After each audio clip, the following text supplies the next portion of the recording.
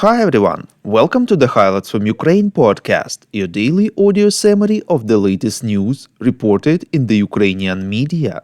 My name is Artem, and here is the news. For 1001 day less the Russian invasion of Ukraine, Ukraine received permission to use British Storm Shadow cruise missiles against targets in Russia and used them for the first time yesterday, reports Ukrainska Pravda. Both Ukrainian and British defense ministers refused to comment on the possible use of the missile. Ukrainian Defense Minister Rustem Umerov stressed that Ukraine uses all means to protect itself.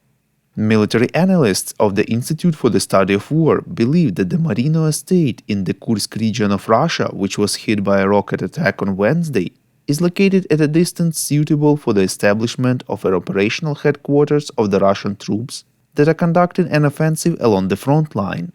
Ukrainian media Defense Express believes that the command post of Russian and North Korean troops operating in the Kursk region was located there.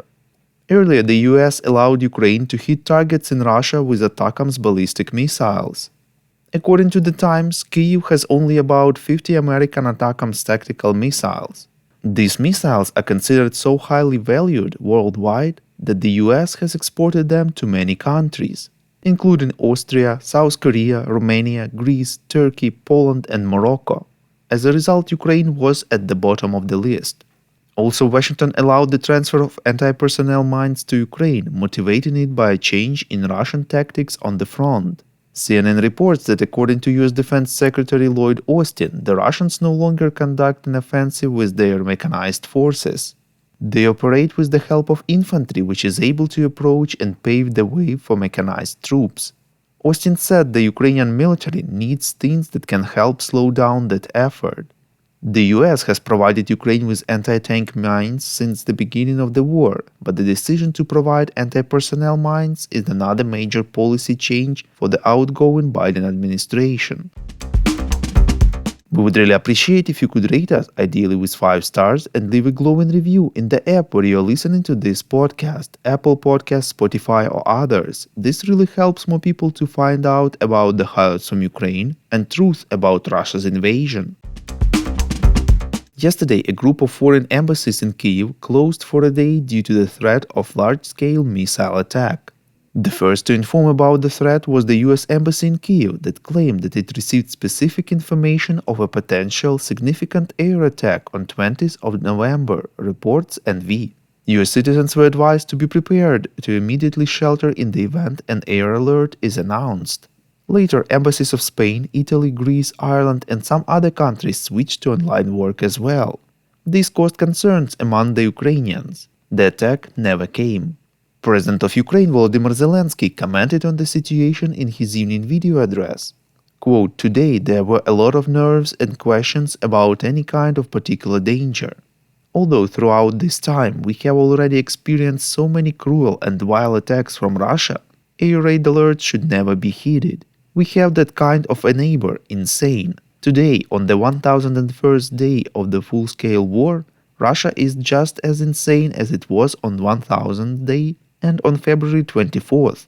The head of state stressed that the information frenzy that took place with some panic messages passed around, all this benefits only Russia. The US Embassy has already announced that it resumes its normal work."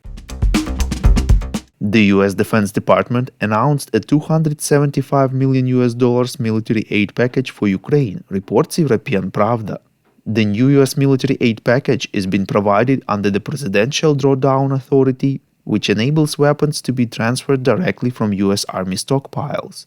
The package includes ammunition for HIMARS systems, 155mm and 105mm artillery shells, 60mm and 81mm mortar rounds, unmanned aerial systems, Javelin AT-4 and TOW anti-tank systems, Javelin AT-4 and TOW anti-tank systems.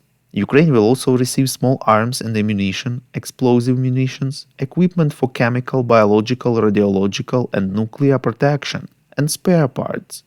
Also, US President Joe Biden's administration has submitted to Congress a statement of intent to cancel half of Ukraine's economic aid debt, which is approximately $4.65 billion, reports Voice of America.